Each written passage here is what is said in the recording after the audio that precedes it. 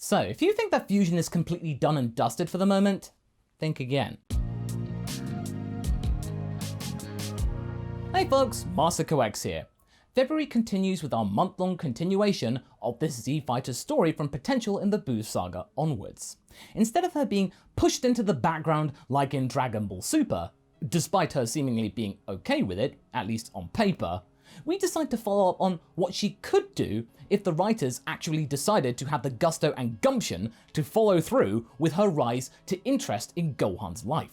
So, we are carrying on our exploration of Videl, if she were to become a full-time Dragon Team member and show off what she could really do if she were flung into the front line directly and took to it like a space duck to, well, space. So what got us here?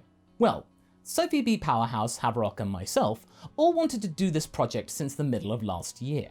However, we weren't exactly quite sure how to go about this in a manner that would be fitting for the character. So, last November, we decided to embark on a month-long adventure for December exploring what Videl might do if given more of a spotlight, and Gohan choosing to nurture her power more so than in the original series. In the last part, we started to cover the potential goings-on from the 4-year time skip between the end of the Buu Saga and onwards into the start of Dragon Ball Super. There is a lot you can do in this 4-year time. So, for starters, we had Gohan and Videl still become the great Saiyaman team like before that they exhibited in the end of the Buu Saga and Movie 13. We also saw them gain their unlocked potential as a reward for their efforts stopping Babidi. And speaking of potential, Vegeta had to come to terms with the fact that Goku right now had taken himself out of the equation and spotlight in terms of fighting and solidified the notion for the prince that he would have to get his jollies as well as his sparring kick from Gohan now since Goku's spark had gone. Or at least a spark that we once knew. On top of that, we also covered DBZ Movie 13, you know, the one with Hirudegarn in it. What resulted from that was Gohan and Videl being able to stop Hirudegarn without the need for Goku, which rubbed Vegeta up the wrong way. What it also meant was that Tapion's Ocarina was saved, and it also led to the warrior choosing to remain on Earth for the time being, and then being entrusted to Dende's side as a Templar figure, acting as Dende's personal bodyguard, should the need arise and anything before the Dragon Team can get there to help. Tapion took to this job well, learning many things from the Guardian, and felt like he could gain some perspective on life. Now his lifelong mission had been relieved of his watch of Hirudegarn. So, we resumed the story with a special occasion. It had been 18 months since Majin Buu had been defeated, and Videl had successfully graduated from high school. She had just about scraped through the grades required to pass and get her degree, thanks to Gohan studying with her, giving her the right motivation to prevent her from coasting off the coattails of her father's riches and flunking out of high school, of course. Gohan assured her that this would be important for her life going forward, even if she didn't have to rely on it all the time. It's a symbol of your progression and a personal achievement, honey. You should take pride in that. Videl, though, scoffed, taking no pride in it at all, stating that she had no intention of getting a boring job or anything like that. Nah, Gohan. I want to open up some kind of dojo or something. I mean, Dad's not going to be at the top of his game for forever, you know. I want to make use of this power in some way that's constructive. Maybe make a buck or two. Gohan pondered this for a moment. He wasn't sure whether this mindset was wise or constructive. And also, she kind of needed good grades to understand accounts, math, logistics, how she would build a dojo in the first place, dealing with customers, clients and all that. But he was getting ahead of himself. He felt that he shouldn't be too heavy-handed with Videl's aspirations. He didn't want to crush them. If she wanted to give this a try, the best that he could do is just be there for her in the good and the bad. But then, that reminded him of something. Hey, Videl, remember the promise that we made back on the lookout? Videl looked nonplussed, which made Gohan a little sad. Oh, I thought you might. It was quite a big deal. I was kind of looking forward to asking you, but I guess if you forgot, then... Videl then kissed Gohan on the lips. Of course I remember, you dummy. It's just things have been so wild as of late, there's not been the time to do anything about it. But you're right, Gohan. Let's do it. Gohan beamed at this. She had remembered. They embraced. The wedding was spectacular, laid on with the help and gift of Capsule Corp. The Dragon Team gathered to celebrate this special day. The one blubbing the most, of course, was Hercule. I can't believe my baby girl's getting married. Oh, so young. She is the most beautiful angel that I've ever seen. You better not mess around with her, Gohan. Remember who her daddy is. Videl laughed. Oh, I know who my daddy is. Right, Gohan?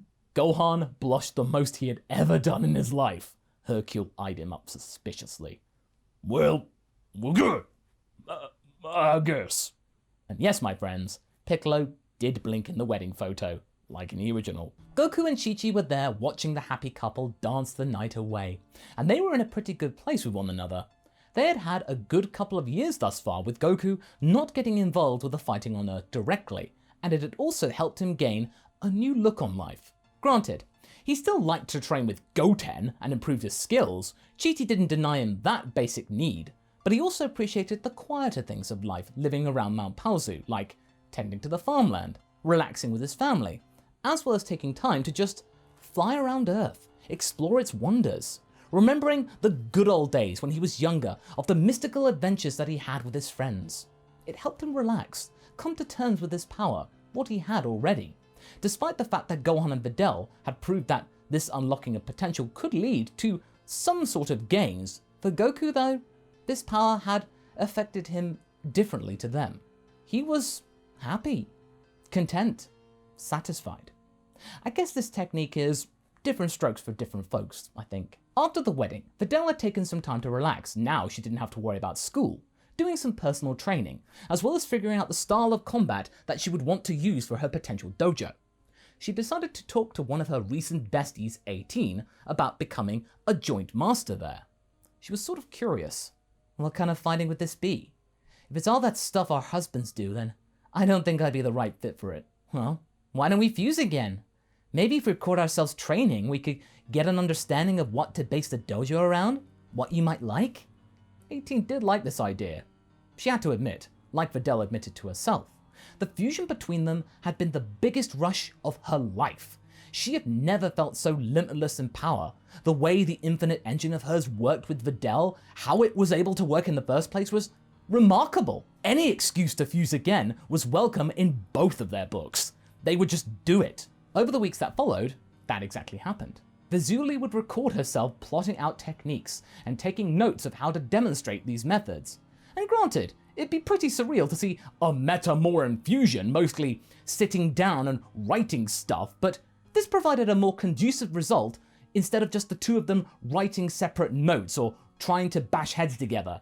It would be a much more constructive manner. It was more effective. Sometimes, Vizuli would rope Krillin and Gohan into sparring with them one at a time, or at least observing them, to which Krillin was mesmerized by this fusion, as well as Videl's improvement, since he first took her under his wing. Well, Gohan, to think her leap in power came from hooking up with you, a Saiyan. If I'd been born a girl, who knows? Maybe Goku and I would be a couple. I mean, how weird would that be, Gohan? Gohan looked a little uncomfortable at the thought. Very weird. Krillin laughed. He didn't take exception to this. The last few years had made the two of them very good friends, so the banter was pretty much to be expected. One day, Videl and 18 had just defused when Shin came into contact with them, visiting the planet.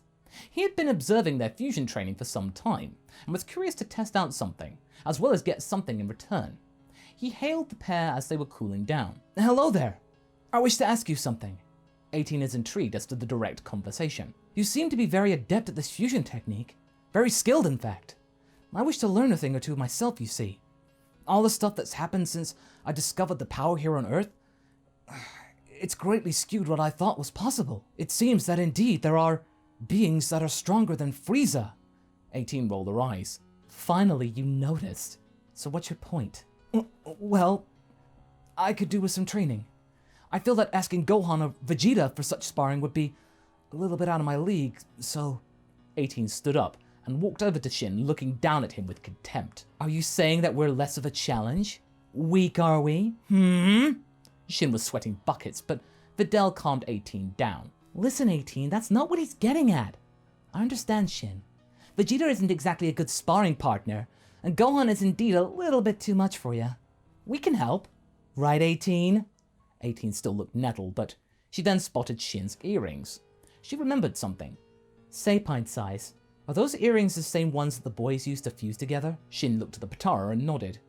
Yes, these are the same, 18 thought and then nodded. Okay, we can train you up a bit. One condition. You teach us how to use those things. Videl looked confused. Why 18? Metamorphic fusion's good enough. Think about it. It's another means of fusion. One that was apparently stronger. I mean, that's what your hubby said. Videl stopped in her tracks. True, but isn't it permanent? Shin wasn't sure if it was or not. He didn't remember the aftermath of the Vejahan Buu battle. He had assumed that Buu's bad air caused the separation. Just fighting around Buu would just make it not work. Well, we could use your Dragon Balls to separate if you don't want to be fused together anymore. 18 Videl thought about it some more, and then ultimately agreed. 18 did like the idea of another means of fusion, especially if it led to an even stronger version. As for Videl, she felt pity towards Shin, and thought he deserved some toughening up, to believe in himself more, be the supreme Kai he's supposed to be. Shin reminded her actually of when the boys were struggling under Piccolo's tutelage. Maybe the right words here would help Shin gain some confidence. I mean, it can't make him any worse. When the training commenced, Videl did most of the training with Shin initially, since she was more keen to toughen him up, whereas 18 was a little more heavy-handed, as you might understand. Keen to do more of the Patara studying, trying to hurry the whole thing along. And after a couple of weeks, Shin did feel like he was making progress, and believed in himself more. That was half the battle. He reckoned his power had been focused enough thanks to the basic training he had received from Videl. He didn't need to be the strongest being in the universe or anything, because the Dragon Team was there, but this would be just enough to break through the mentality of thinking that Frieza's power was the be-all and end-all, the almighty, and insurmountable. It totally wasn't. However, 18's patience had been wearing thin. Okay, this is getting old, Shin. We've done our bit, Kai. Now hand over the earrings. Shin, having gotten used to 18's relatively abrasive nature, casually took off his earrings and handed them to them both. Very well. Be sure to put them on opposite ears or else it won't work. When it does, you will know. They did so as instructed, and almost instantly, they were dragged towards one another and slammed into each other's chests. A white light emerges, and out from it appears a different fusion to Vizuli. Long black hair, a sharp jaw, as well as a long black and white striped shirt and blue cargo pants. The fusion looked at itself and could feel the power. Wow, this feels way better than the other fusion. But what to call ourselves? I want it to be different. As the fusion pondered, Shin laughed to himself. The first thing is always the name. Cute. In the end, the fusion comes up with the name of Adel, with 18 taking the first syllable this time around. A18, Del, Videl. Now we have the combination of unlocked potential and the infinite engine. This power was incredible. Nice. This is just the ticket. Hey Shin, take us back to Earth. I want to take on our hubbies.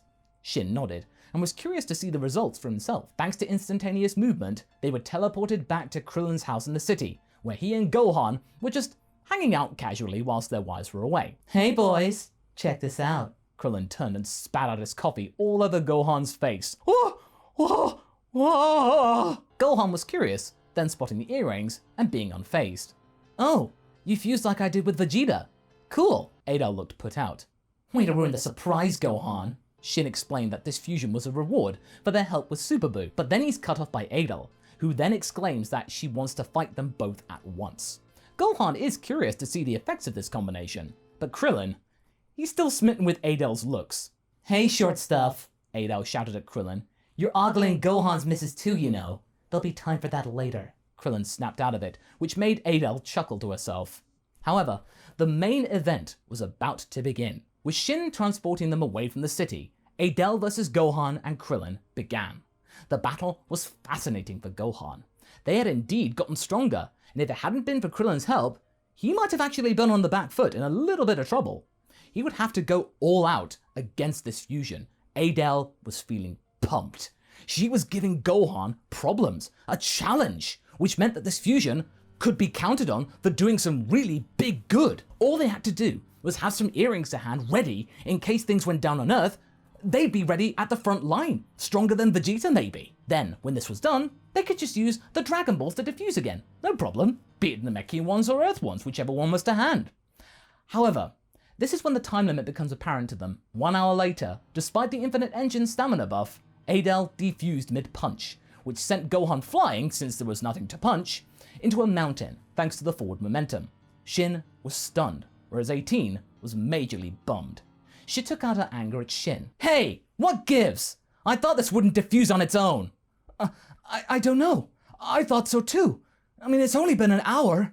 I thought it was permanent otherwise as well. Gohan, who had gotten himself out of the rubble, thought about this conundrum. Well, Shin, has Potara ever been used on non-Kai people before? Well, no actually, Gohan. Maybe it isn't permanent after all between mortal beings. You learn something new every day. But hey, at least we don't need to waste wishes on your Dragon Balls, right? He nervously laughed as 18 was stewing. However, Krillin was there to soothe her anger. It's okay, 18. You did great out there. This means you got another way to help us. I knew that Videl and you could do great together. 18 brushed her hair back. I suppose. Come on, Krillin. Let's go home. Once things had mellowed out again, Videl pitched the idea to her father about setting up a new dojo in their name. Hercule liked the idea a lot, as did his agent. Well, this could be the resurrection of the old Satin Castle. My old dojo could be reborn with this new power of yours and my know-how and fame. This could set us up for life, darling. Videl laughed. Come on, Dad. You can offer your own style too. It's not all about me. This is for you too. Hercule was stunned. Oh my, so modest too? Well, that Gohan's not so bad after all, I guess. Well, let's do it, sweetie. They fist bump, and the new Satin Castle dojo is under construction. And that's where we're going to be leaving things for right now. So what do you folks think? Do you feel this is a good way to mellow out Hercule? Who do you think would do better, Vizuli or Adel? Leave a comment below and let's get this discussion going. And I shall see you in the next video. Catch you later!